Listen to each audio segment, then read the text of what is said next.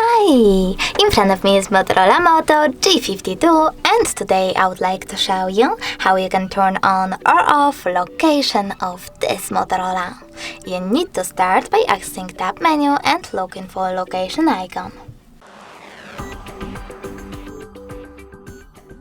If you can't find it over here, you can always tap on this pen one and drag it to the top. I have mine though, so I have to click on it, and as you can see after that, location is off. In order to turn it back on, just click on the same icon. If you wish to, you can always go into settings as well. Scroll down, choose location section over here and manage location of your smartphone by clicking on this switcher next to use location feature.